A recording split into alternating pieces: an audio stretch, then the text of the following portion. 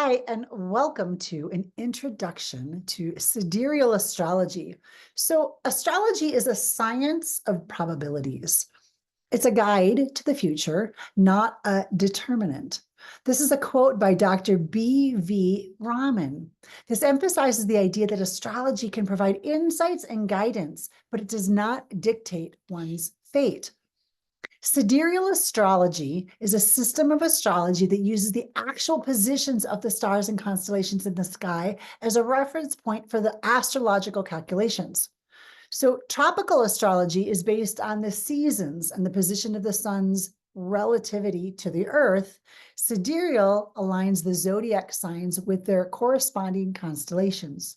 So the system is commonly used in Vedic astrology, and it emphasizes the importance of the fixed stars in determining astrological influences and personality traits. So what does that mean? What did I just say? If you're sitting on Earth and you look up into the sky right now on August 26th, you will see, well, you can't see during the daytime, but you will see at nighttime where the moon is. But if you were to look up during the day, the sun's constellation that it's sitting in right now in the sky is Leo. Tropical takes the placement of if you're on the sun and you're looking at the earth based on seasons. So when the sun is looking at the earth and it's the vernal equinox, it starts Aries at that time. But no longer is Aries actually the constellation that's in the sky on that day. It's still Pisces in the sky.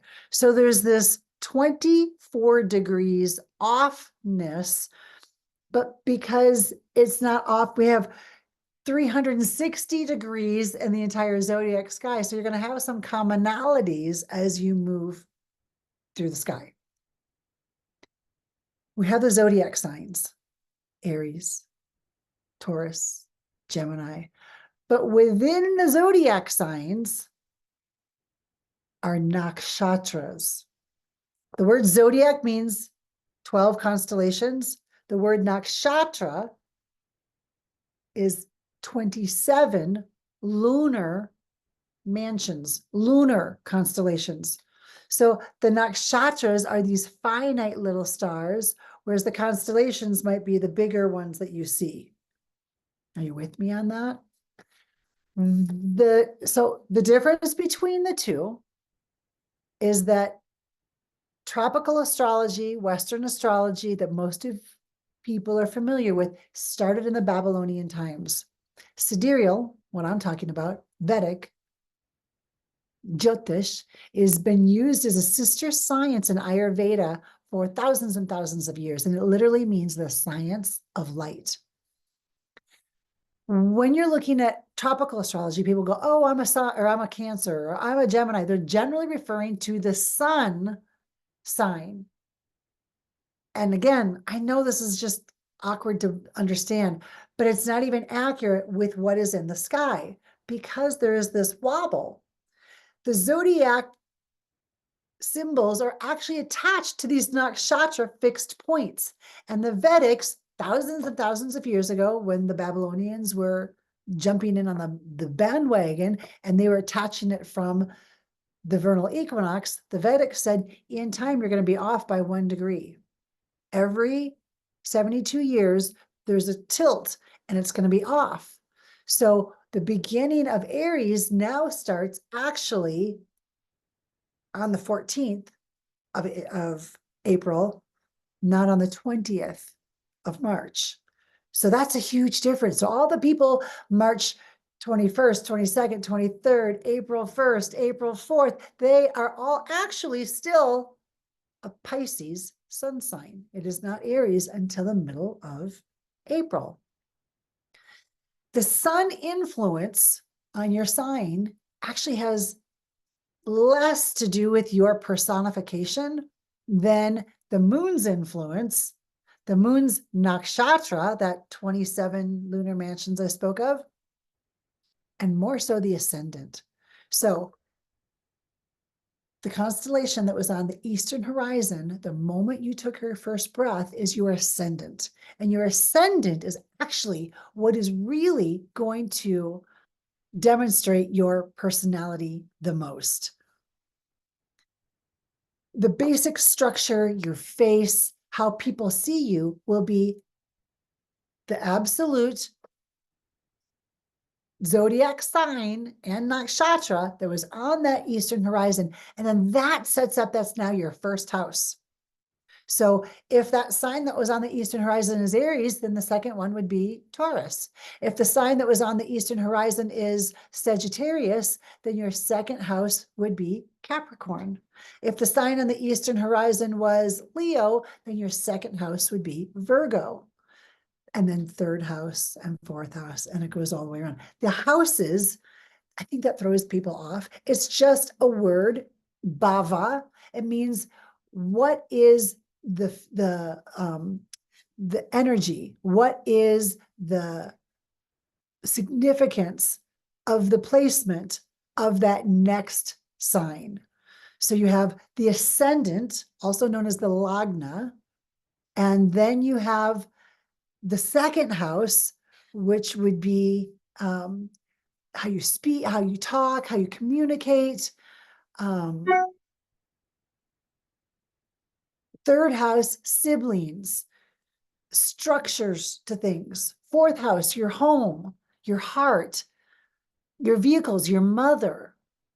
Fifth house, things that you find most important to you, children, family.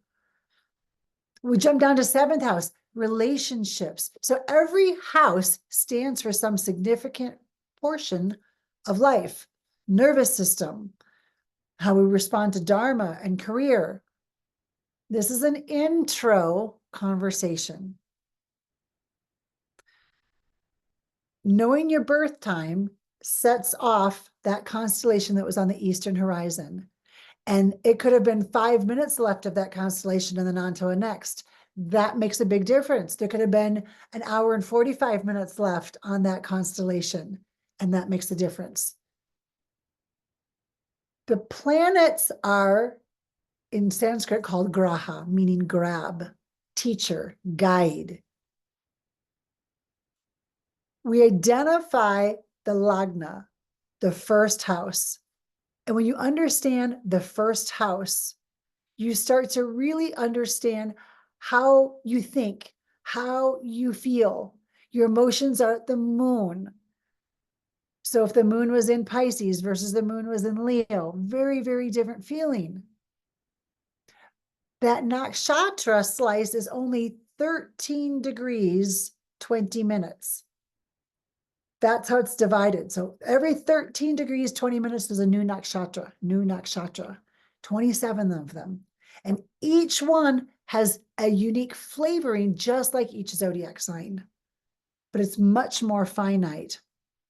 If you think of your ascendant, that's the clothes you wear, the color that you decide to do with your hair, the way that you wear a pair of glasses. The moon is your feeling, your emotions, how you're responding and reacting to the world from an emotional space. The sun is more the car you drive in, the house you live in, the way that you want people to see you in the world.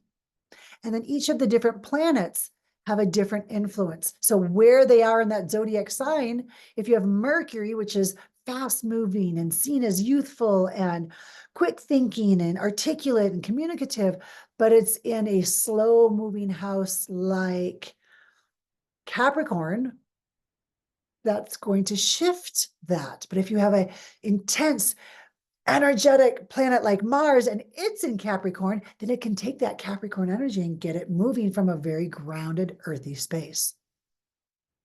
Having your reading, looking at your birth chart, helps so much to understand why you see things the way that you do. And then when they come up in reaction, you can go, oh, wow, it's like me not liking the sun and I just realized I'm really fair complected or something like that. It helps you understand, as I was saying at the very, very beginning, astrology provides insights and guidance. It does not dictate your fate.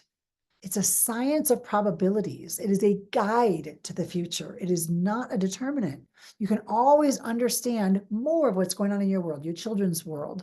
And when you're at a crossroads in life and you think, I tried to do this before, it didn't work. Maybe before it was like trying to plant rice grains in the middle of a monsoon. You didn't have the right seasoning, the timing.